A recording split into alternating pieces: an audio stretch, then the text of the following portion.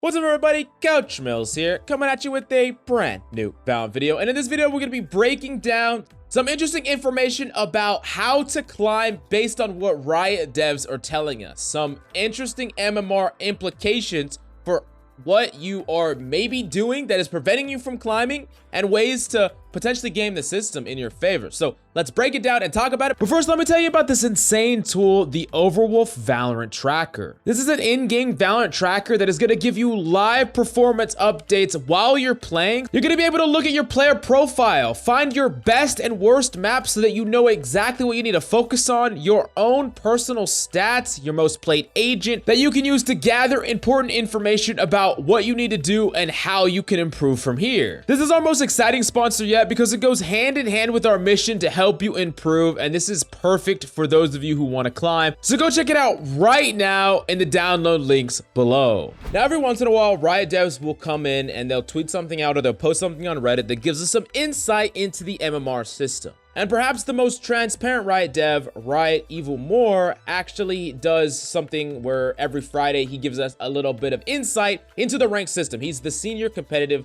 designer at Riot Games for Valorant. And now this particular bit of insight is very interesting because it gives us some special understanding of how MMR is affected by the duels that you are taking in-game, assists, and other things that could affect how much you climb and how fast you climb. So he says this, quote, "Avoiding the highest ranked enemy may help you live longer, but it doesn't help you climb. When you win duels, if you can take out a higher ranked player, you will gain more MMR from them than if you were to defeat the lowest skilled player on the enemy team."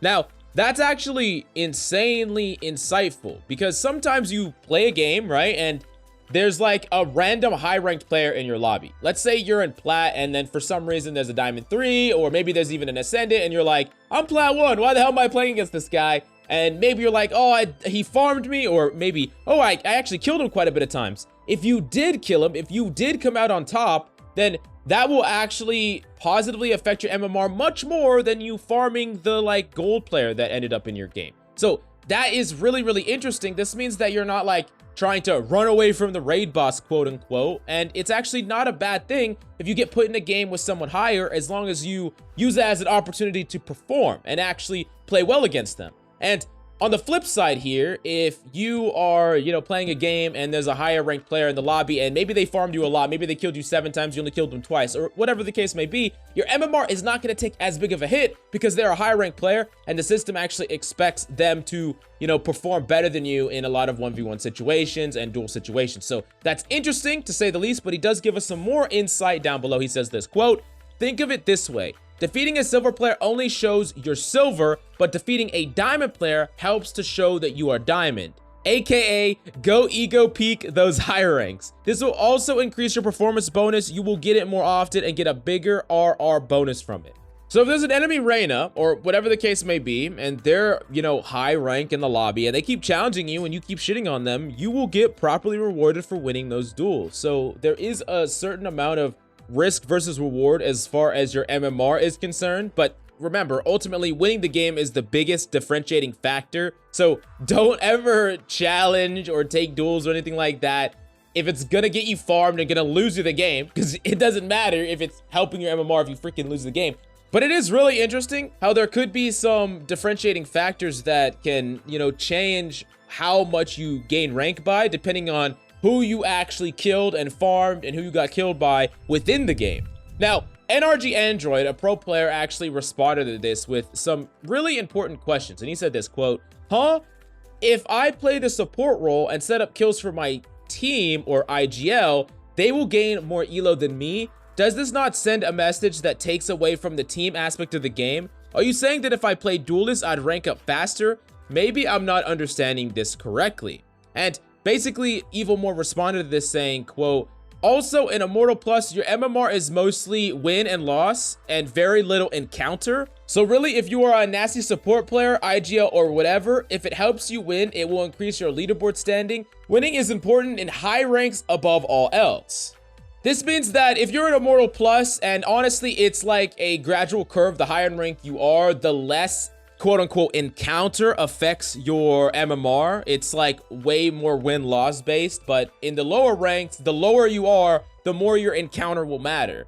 This is kind of put in there to quickly weed out smurfs and put people where they belong much quicker, so you're not, you know, stuck in a low rank when you're just stomping every single game and you're obviously a better player, but it's not putting you out, or maybe you're just dealing with a lot of, you know, competitive BS, a lot of losses that are outside of your control, but you're playing really well. That's something that they put in place, the encounter MMR system, in order to bring you up.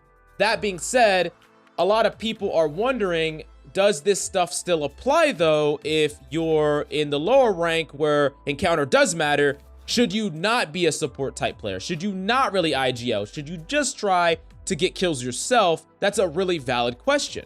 Now, Even More responded to this saying, quote, abilities and assists also count. You get a percentage of the MMR of any interaction you were a part of. Playing support is super viable. Now, I'm sure that there's a lot of things in here that they can't get into because they've talked about it before, how they don't want to like give away the entire system because they don't want people to play specifically to gain MMR based on the system and not actually try to win the game. But I'm interested in what they mean by interaction you were a part of. What does being a part of mean? Getting an assist, yeah, sure, you're a part of that, but there's a lot of ways that you could be a part of something without actually getting the kill. Like, for instance, if I have a buddy tucked in a corner and I'm constantly jiggle spraying, and drawing the attention, and I'm not actually fighting anybody, I'm not shooting anybody, I'm just trying to bait for my ally gets the kill, that guy gets you know, a little bit more MMR. He killed a player. Maybe it was even a high rank player that we set up this joint play against. And did I get any credit for being a part of that transaction?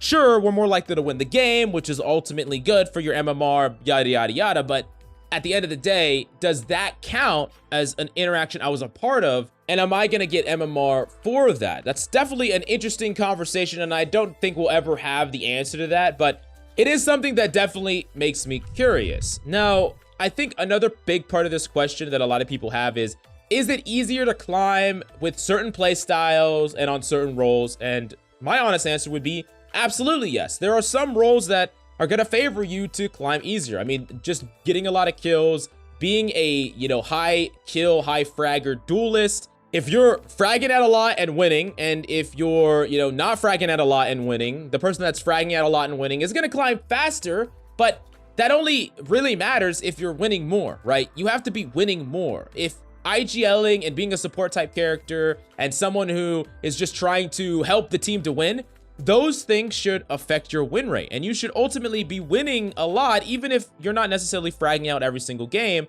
And it doesn't matter if this person that is fragging out all the time gets more MMR, if they are losing because it's not enough. If your IGLing and being a support player is worth more impact on average throughout your games than just fragging out, then you're fine. And that person that's fragging out might not be able to frag out every single game. So it's actually probably pretty fair all in all, but ultimately the duelist, aggressive, high kill, no calm guy might rank up faster, but that doesn't mean he will rank up farther. It's just, you know, a matter of the numbers and, you know, playing out your games and things like that. But I really want to hear your opinion about, all in all this insight. How do you feel about it? How do you feel about your role and how you know, play into the grand scheme of climbing, not climbing, and things like that? But thank you so much for coming by, and I'll see you next time.